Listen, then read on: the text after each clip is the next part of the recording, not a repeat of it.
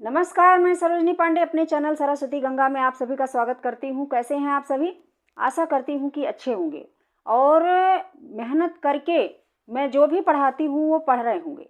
अगर आप मेहनत करके पढ़ेंगे कि तो जितना मेहनत मैं आपके लिए करती हूँ, अगर इतना ही मेहनत करके आप पढ़ेंगे तो कुछ भी परीक्षा में इस वीडियो से यानी जो भी मैं पढ़ाती हूँ उससे अलग नहीं आएगा। लेकिन जब आप लोग मेहनत करके पढ़ेंगे तब, क्योंकि जितने शब्द या जो भी मैं अपने वीडियो में डालती हूँ वो सभी के सभी इम्पोर्टेंट होते हैं, जो 2 दशक 3 दशक से बराबर ही पूछे जाते हैं, किसी न किसी परीक्षा में पूछ ही लिए जाते हैं। ऐसी चीज़ों को मैं अपनी वीडियो में सम्मिलित करती हूँ। तो आप लोग सभी लोग मेहनत करके पढ़िए, ठीक है। तो आज मैं उपसर्ग पढ़ा रही हूँ आप लोगों को। उपसर्ग से संबंधित मैंने 3 वीडियो बना दिया है और 3 वीडियो में मैं तत्सम शब्द पढ़ा रही थी, तत्सम उपसर्ग पढ़ा रही थी, ठीक है। तो चलते हैं। तत्सम उपसर्ग का मतलब होता है संस्कृत के उपसर्ग।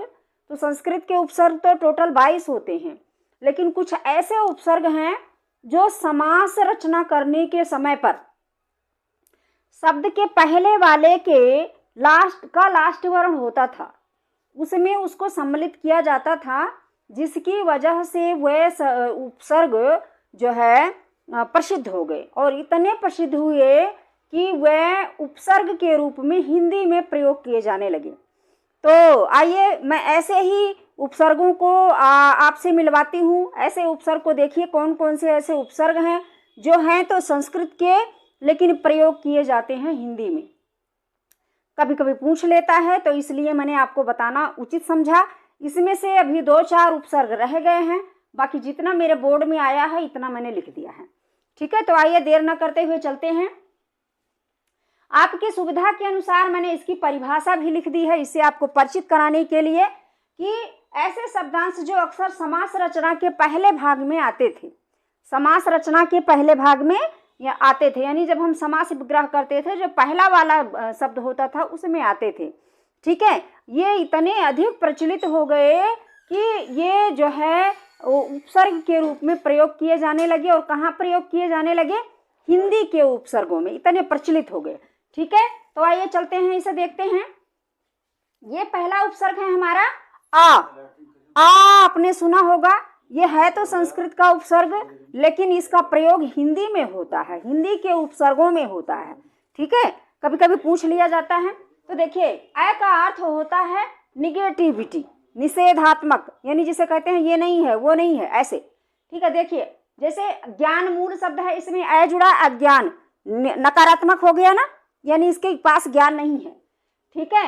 हिंसा, हिंसा का मतलब मार काट होता है, और जो मार काट ना करे उसे कहते हैं अहिंसा, है ना। तो सब नकारात्मक, असुंदर, अधर्म, अभाव, असाध्य, सब निगेटिविटी वाला शब्द है। तो इसमें कौन सा उपसर्ग जुड़ा? आ उपसर्ग जुड़ा। दूसरा है हमारा कु उपसर्ग। कु का अर्थ होता है बुरा, कु माने बुरा होता है। जैसे कहते हैं कुपुत्र, तो कुपुत्र कहेंगे तो उसका अर्थ होगा बुरा पुत्र, खराब पुत्र, ठीक है, बेकार पुत्र, किसी काम का नहीं है, ठीक है। तो ये होता है। देखिए कुकर्म, कर्म में कर्म मूल शब्द है, उसमें कु जोड़ दिया, कुकर्म, बुरा कर्म, ठीक है ना। कुयोग, बुरा योग, यानी कि कुछ काम करने जा रहे थे उसका अच्छा योग नहीं था, कहते हैं कुयोग।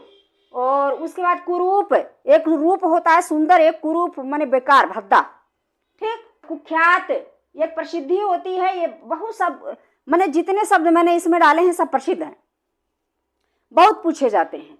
कुख्यात, ख्यात का मतलब प्रसिद्धि, कुख्यात माने जिसकी कोई प्रसिद्धि ना हो, ठीक है। कुकृत्य, कृत्य माने कार्य होता है, कर्म होता है, ठीक है, जिसे हम करते हैं वो काम होता है। तो हमारा काम यदि बुरा है तो उसे कहेंगे, उस काम को कहेंगे कुकृत्य, ठीक है, याद रखिएगा। उसके बाद कुपुत्र मैंने आपको बता दिया। तीसरा उपसर्ग है हमारा शु। शु का अर्थ ही होता है अच्छा। सु उपसर्ग का अर्थ क्या होता है? अच्छा। ये जैसे कहते हैं सुपुत्र, सुपुत्र माने अच्छा पुत्र, कुपुत्र माने बुरा पुत्र, ठीक है ना। तो ये अच्छे के लिए सु उपसर्ग जो है ये अच्छे के लिए प्रयोग किया जाता है। जैसे सुपुत्र, सुपात्र, सुकर्म, सुपात्र। पात्र का मतलब क्या होता है? कोई बर्तन हो गया, या फिर जो नाटक वगैरह में भाग लेते हैं उनको भी पात्र कहा जाता है, यानी कि अच्छा बर्तन या अच्छा पात्र जो पार्टिसिपेशन करते हैं। ठीक है, सुकर्म अच्छा कर्म। ठीक है, तो ये कुछ शब्द मुझे मिले वो मैंने लिख दिया। चौथा उपसर्ग है सत। सत का मतलब भी अच्छा होता है, कहते हैं ना सदाचारी है यानी अच्छा आचरण वाला है, तो इसका मतलब भी अच्छा होता है। सु का मतलब भी अच्छा होता है, यानी ये अच्छे के लिए प्रयोग किए जाते हैं सु और सत। ठीक है, अब ये देखिए सत पुरुष अच्छे पुरुष, सत्संग अच्छी संगति।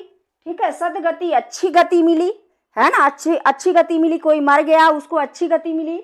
सद्भावना अच्छी भावना है, किसी के विचार जो हैं वो अच्छे हैं। सज्जन अच्छे जन हैं, जो भी जन है वो सज्जन है। सत प्लस जन होता है इसका। ठीक है, सत प्लस आचार यानी कि अच्छा आचरण अच्छा व्यवहार। तो ये सब जो है सत उपसर्ग से बने हुए हैं तो संस्कृत के, लेकिन अब ये हिंदी के उपसर्ग में प्रयोग किए जाते हैं।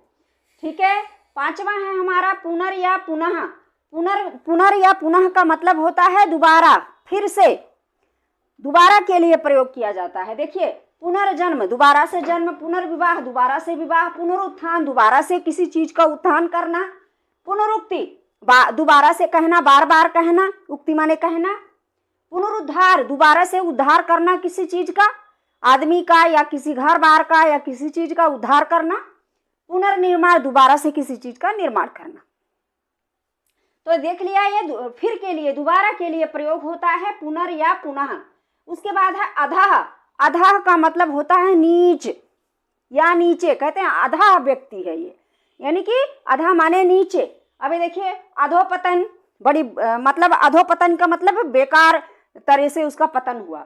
अधोगति मिली उसको, आधी गति मिली, आधी मिली ही नहीं।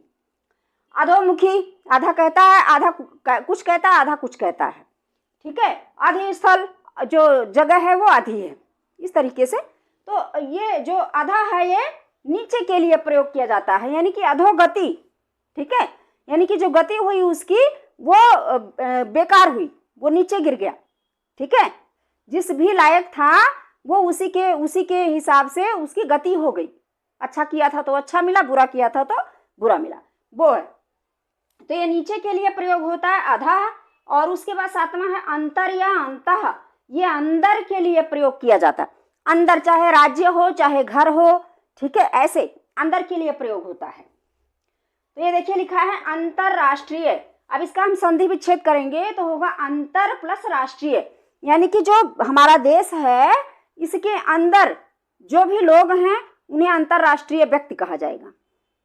कोई एक राज्य है उसमें रहने वाले लोग अंतरराज्यीय व्यक्ति कहे जाएंगे। ठीक है, तो ये अंदर के लिए होता है। ठीक है, अंतरजातीय यानी कि कोई एक जाति है जिसमें रहने वाले लोग हैं, अंतरजातीय कहते हैं उसको। अंतःपुर, अंतःपुर का मतलब होता है राजमहल, जहाँ रानी महारानी रहती थी, राजा महाराजा रहते थे, वो होता है। अंतर्ध्यान यानी कि कोई ऋषि मुनि है वो अंतर ध्यान करके बैठे हुए हैं, अपने अंदर ही ध्यान करके बैठे हुए हैं, किसका, ईश्वर का। ठीक है, वो होता है। या किसी का भी ध्यान कर लो अपने अंदर, है ना, यानी कि आंख बंद करो और किसी का भी ध्यान कर लो, कोई जरूरी नहीं भगवान ही हो, तो उसे अंतर ध्यान कहेंगे, यानी हम अपने अंदर उसको ध्यान कर रहे हैं। आठवां हमारा बहिष या बहिर। बहिष या बहिर का जो है ये उपसर्ग जो है ये बाहर के लिए प्रयोग किया जाता है। पहला क्या था, अंदर के लिए, दूसरा ये बाहर के लिए होता है। जैसे बहिर्मुखी, बहिर्मुखी। ठीक है, बहिर्मुखी, बहिर्मुखी का मतलब कि जो कुछ होता है मुंह के बाहर होता है, अंदर कुछ नहीं होता। ठीक है, बहिष्कार यानी कि चाहे अपनी जाति से उसका बहिष्कार कर दो या देश से उसका बहिष्कार कर दो, घर से उसका बहिष्कार कर दो, तो उसको बहिष्कार करना कहा जाता है। निकाल देना, है ना, निकाल देना उसको बहिष्कार कहा जाता है। ठीक है, बहिर्गमन बाहर जाना, देश से बाहर जाना, घर से बाहर जाना, राज्य से बाहर जाना, बहिर्गमन। बहिरंग, बहिरंग का मतलब बाहरी रंग। बाहरी रंग चाहे इंसान का हो, चाहे किसी महल का हो, चाहे किसी घर का हो, कुछ भी हो, तो बहिरंग यानी कि किसी व्यक्ति के आचरण को भी कह लेते हैं कि बाहर से कुछ और है, अंदर से कुछ और है, उसे बहिरंग कहते हैं। तो ये देख लिया आपने, बहिष और बहिर उपसर्ग किसके लिए लगते हैं, बाहरी चीजों के लिए लगते हैं। उसके बाद नौवां है हमारा स्व। स्व जो है ये देखिए सारे के सारे संस्कृत के उपसर्ग हैं, लेकिन ये प्रयोग किए जाते हैं सबके सब हिंदी में। ठीक है, स्व का मतलब होता है अपना। ये स्व जो है ये अपने के लिए प्रयोग किया जाता है। जैसे स्वचालित, स्वचालित का मतलब अपने आप चलने वाला। स्वराज्य, अपना राज्य, स्वराज्य अपना राज्य, यानी कि ये हमारा राज्य है, ऐसे अपनत्व वाला, अपना राज्य। स्वदेश, अपना देश, ठीक है ना। स्वतंत्र, अपने आप में स्वतंत्र, ठीक है। तो ये सभी इसमें क्या जुड़ा हुआ है, स्व उपसर्ग लगा हुआ है, जिसका अर्थ होता है अपना, यानी अपने के लिए प्रयोग किया जाता है स्व। दूसरा है स्वयं। स्वयं का मतलब भी वही होता है अपना, आपको भी पता होगा, जैसे स्वयं सेवक, यानी कि खुद ही हम सेवक हैं, ठीक है। स्वयं सेवक संघ है एक। उसके बाद स्वयंवर, यानी कि अपने आप वर को चुनना, सिलेक्ट करना। पहले राजा महाराजा करते थे ना स्वयंवर, तो स्वयंवर होता था, यानी कि जो कन्या होती थी, राजकुमारी होती थी, वो अपने आप वर को चुनती थी, तो उसे कहते थे स्वयंवर, ठीक है। स्वयं पाठी, यानी स्वयं पढ़ना, किसी से बिना पूछे अपने आप पढ़ना, सेल्फ स्टडी, सेल्फ स्टडी, स्वयं पाठी, ठीक है ना। स्वयमेव, स्वयं प्लस एव बराबर स्वयमेव, यानी कि स्वयं ही, अपने आप ही, कोई भी काम कर रहे हैं हम स्वयमेव करेंगे, है ना। तो ये देखिए, ये सारा का सारा है तो संस्कृत के उपसर्ग, लेकिन ये समास में ज़्यादा, समास रचना में ज़्यादा प्रयोग किए जाने की वजह से इतने प्रसिद्ध हुए कि हिंदी में ये जो है तो संस्कृत के, पर हिंदी में ये प्रयोग किए जाने लगे, इतना प्रसिद्ध हुए, ठीक है। तो ये मैंने कुछ बता दिया, अभी 4-5 और बचे हुए हैं, वो मैं अगले वीडियो में बताऊंगी। तो मुझे लगता है कि ये सारा का सारा समझ में आ गया है। तो चलिए पढ़ते रहिए, मेहनत से पढ़िए, खूब शेयर कीजिए, उन लोगों तक पहुंचाइए जिनको इसकी ज़रूरत है। मिलते हैं अगले वीडियो में। अगर आप नए देख रहे हैं तो सब्सक्राइब जरूर कर लीजिए, क्योंकि मैं ऐसे चीज़ों को ढूंढ के लाती हूँ, ऐसे जो है टॉपिक को ढूंढ के लाती हूँ, जो भी शब्द वगैरह होता है, जो भी चीज़ें होती हैं, वो मैं इम्पोर्टेंट ढूंढ के लाती हूँ, ताकि आपको परीक्षा में किसी से पूछना ना पड़े। अगर आप मेरे वीडियो को बराबर देखते रहेंगे तो आपको कहीं अलग से नहीं पढ़ना पड़ेगा, ये मेरी गारंटी है, ठीक है। तो चलिए मिलते हैं अगले वीडियो में, तब तक के लिए धन्यवाद।